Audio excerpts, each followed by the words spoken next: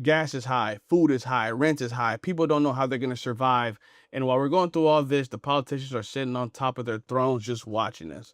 Well, now we're going to talk about it. So, my name is Iman. This is the Emancipation Show. The whole thing here is I want to teach people how to emancipate themselves from mental slavery, emancipate themselves from the slavery of this rat race, and live a life of freedom, fun, and adventure. We can still live those lives. And I want to see what people are going through, what people are talking about on the internet right now, and we're going to discuss this. So let's dive right into it. Can we have an honest conversation? What the hell is really going on right now? I am at a point in my life, I'm 32 going on 33 this year. I'm at a point where I have my career, I'm making life-changing money. Like if this was me back in 2018, my God. But anyway, that's not the point. I make great money, but it doesn't feel like it. And I'm so confused. Like this economy is so trash. And I don't want to hear anybody talking about, oh, you're living above your means or you're not saving. Saving? Jesus Christ. Like gas is almost $5 a gallon. Getting fruit at the grocery store is like $8. What did I see for $8 the other day? Was it grapes? It was something. And I was just like, I ain't never. I just feel like y'all not mad enough. Like I feel like I am being ripped off. Like I'm unmarried. I don't have kids. So of course, there's no benefit to that. We don't get any tax breaks. We don't get nothing. America hates single people without kids. Let's No, not necessarily. Actually, if you're single without kids, you're supposed to be winning. And you say you have pretty good money, you have a pretty good income. I don't know where you're living. You said gas is almost $5 a gallon. So that means you're probably here in California with me. So yeah, I get it. And it seems like it's really expensive to live, and it is. Let me not say it seems like it's expensive to live, but trust me, you could make cuts. There's ways to go about it. If you look into your finances, there's probably ways to cut things down. And I know people are going to say we shouldn't have to live like this, and I agree. We shouldn't. If you are a full-time employee and you didn't make any, crazy stupid decisions in your life, you should be able to live a normal life.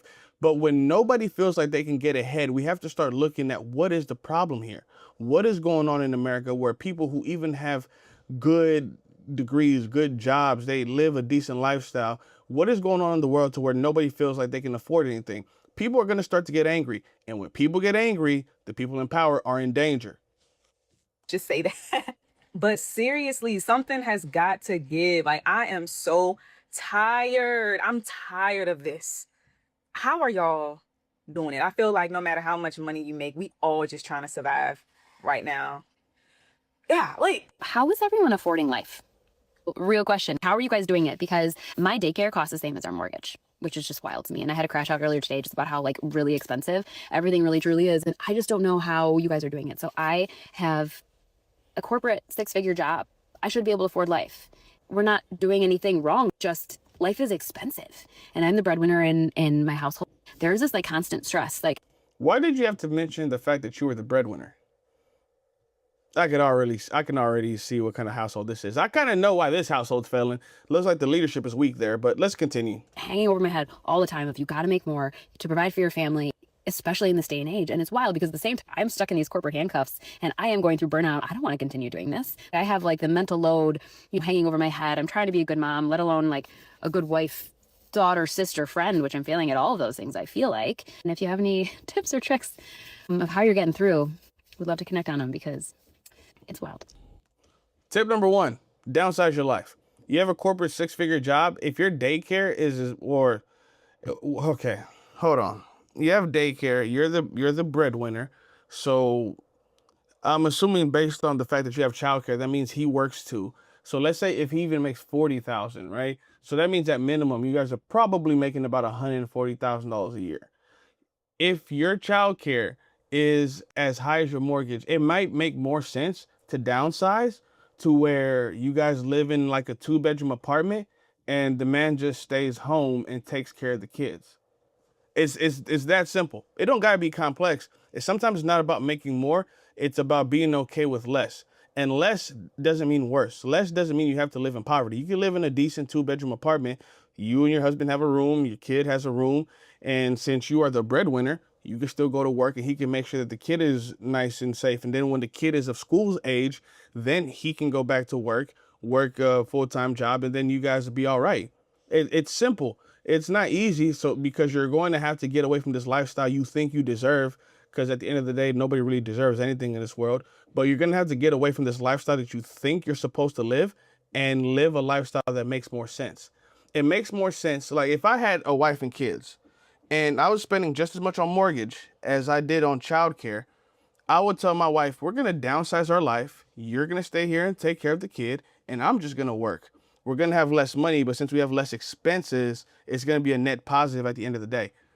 The problem is people are trying to maintain a lifestyle that is unsustainable. Maybe it is sustainable, but if you're stretching to maintain that lifestyle, if you're living a lifestyle and you are working every day and you're like, how am I going to continue doing this? But you refuse to downsize, then it's your fault.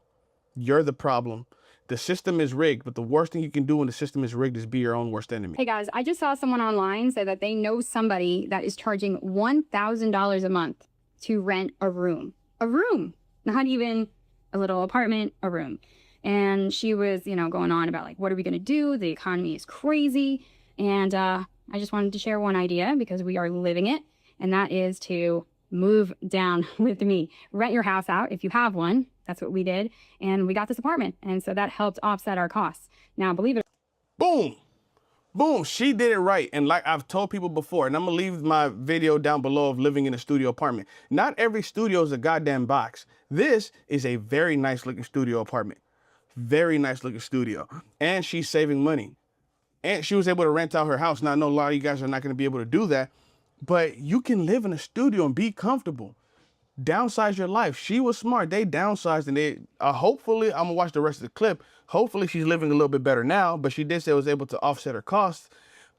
Congratulations. You have found out a way to escape the matrix, and the rest you need to figure out your own way to escape. Or not, this apartment costs more than our mortgage because we got it in 2019, but it's helped immensely. So never mind, you made me look stupid. You made me look hella dumb. I was over here telling people about how great you were.